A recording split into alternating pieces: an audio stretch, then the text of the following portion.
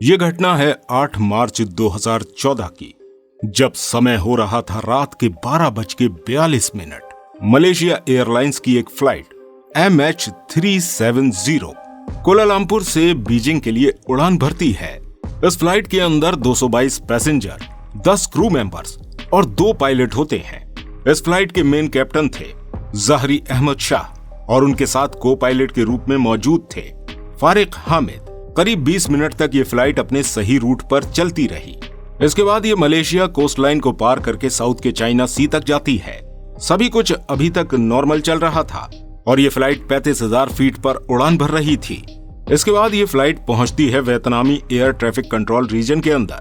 इसी के बाद ये फ्लाइट अचानक से गायब हो जाती है और इसका फिर कोई पता नहीं चलता। वियतनामी एयर स्टेशन में जाने के बाद ये प्लेन अचानक से रडार से गायब हो जाता है।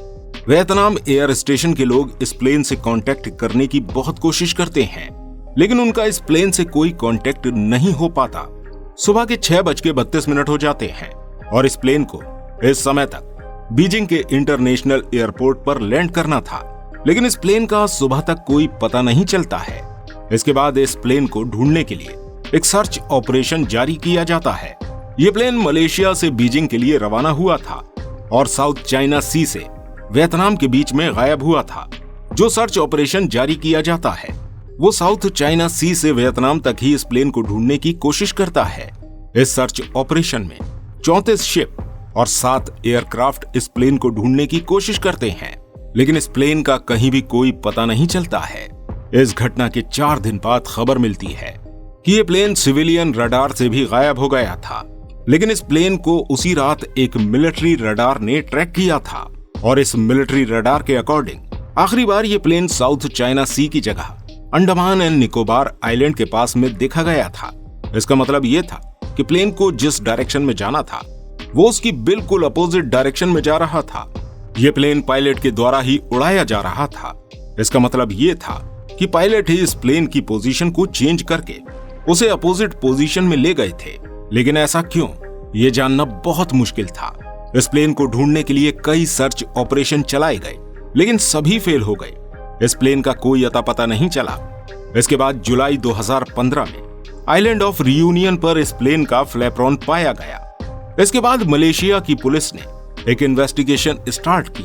उन्होंने सोचा कि उस प्लेन में मौजूद सभी पैसेंजर और पायलट की हिस्ट्री चेक करी जाए, जिससे ये पता चल सके कि कहीं इस प्लेन को किसी ने हाईजैक तो नहीं करवाया था। इस इन्वेस्टिगेशन के बाद पुलिस ने बताया कि ऐसा हो सकता है कि इस प्लेन में मौजूद जो पायलट था कैप्टन जहरी शाह, उन्होंने जानबूझकर इस प्लेन के रेडार सिस्टम से कम्युनिकेशन ऑफ किया था और इसे गलत रूट पर लेकर गए थे और जानते हुए इसे ओशन में क्रैश करवाया, क्योंकि वो खुद सुसाइड करना चाहते थे या फिर वो मेंटली डिस्टर्ब थे। लेकिन जो इस सर्च ऑपरेशन के ऑफिशियल इंचार्ज थे, उनका कहना था कि ये थ्योरी पूरी तरह गलत है, क्योंकि प्लेन के पायलट कैप्टन जहरी शाह एक बहुत ही सीनियर और एक्सपीरियंस्ड पायलट थे और ना ही उनकी कोई फैमिली प्रॉब्लम थी, ना ही इकोनॉमिक प्रॉब्लम जिसकी वजह से ये सुसाइड करते, और ना ही कभी पास्ट में इनका ऐसा बिहेवियर देखा गया है जिसकी वजह से इन्हें इस हादसे के लिए ब्लेम किया जाए। इसके अलावा इस रिसर्च के बाद एक और रीजन बताया गया कि इस प्लेन में ऑक्सीजन की कमी हो गई थी, जिसकी वजह से प्लेन में मौजूद सभी पैसेंजर, क्रू मेंबर्स और दोनों पायलट सभी बेहोश हो गए थे और ये प्लेन ऑटो पायलट मोड पर चला गया था। इसी की वजह से ये प्लेन कहीं जाकर समुद्र में क्रैश हो गया। कहा जाता है कि प्लेन के अंदर किसी एक्सीडेंट की वजह से ऑक्सीजन की कमी हो गई होगी और प्लेन के कॉकपिट में आग लग गई होगी और प्लेन में मौजूद सभी लोग ऑक्सीजन की कमी से बेहोश हो गए और कई सारे सिस्टम्स ने अपना काम करना बंद कर दिया होगा, जिसकी वजह से ये प्लेन ऑटो पायलट मोड पर चला गया। और इसके बाद मिलिट्री रडार ने इस प्लेन को ट्रैक किया। ऑटो पायलट मोड की वजह से ये प्लेन साउथ की डायरेक्शन में टर्न लेता है और फिर इंडियन ओशन में नीचे आते आते क्रैश हो जाता है। इस प्लेन के गायब होने में कई सारी कहानियां हैं, लेकिन अभी फिलहाल में साल 2022 में एक ऐसा प्रूफ सामने आया है जिससे हमें पता चल सकता है कि एग्जैक्टली इस प्लेन के साथ क्या हुआ था। एक रिटायर्ड एरोस्पेस इंजीनियर जिनका नाम है रिचर्ड गॉडफ्री, उन्होंने कुछ रेडियो वेव टेक्नोलॉजी का यूज करके बताया कि उन्हें पता चल चुका है कि ये प्लेन आज के टाइम में 7th आर्क के अंदर है और समुद्र के 4 किलोमीटर अंदर मौजूद है। रिचर्ड की इस थ्योरी को कुछ लोग नहीं मानते हैं, उनका कहना है कि इस जगह पर प्लेन नहीं मिल सकता है, क्योंकि इस जगह पर पहले भी कई सर्च ऑपरेशन में प्लेन को ढूंढा गया है, लेकिन प्लेन नहीं मिला था।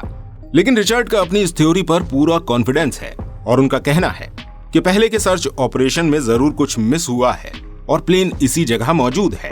अगर अब कोई सर्च ऑपरेशन इस जगह पर चलाया जाए तो 1 साल के अंदर ही हमें प्लेन मिल सकता है, लेकिन अभी तक कोई सर्च ऑपरेशन दोबारा से जारी नहीं किया गया है। दोस्तों, हो सकता है कि रिचर्ड द्वारा बताई गई जगह पर सर्च ऑपरेशन चलाए जाने पर यह प्लेन हमें वापस मिल जाए। आपको क्या लगता है, इस प्लेन के साथ क्या हुआ होगा? हमें कमेंट करके जरूर बताइएगा और हमें यह भी बताइएगा क्या कभी भविष्य में ये प्लेन हमें मिल पाएगा या नहीं। उम्मीद करते हैं आपको वीडियो पसंद आई होगी। ऐसी ही और इंटरेस्टिंग वीडियोस देखने के लिए हमारे चैनल को सब्सक्राइब करना बिल्कुल मत भूलिएगा।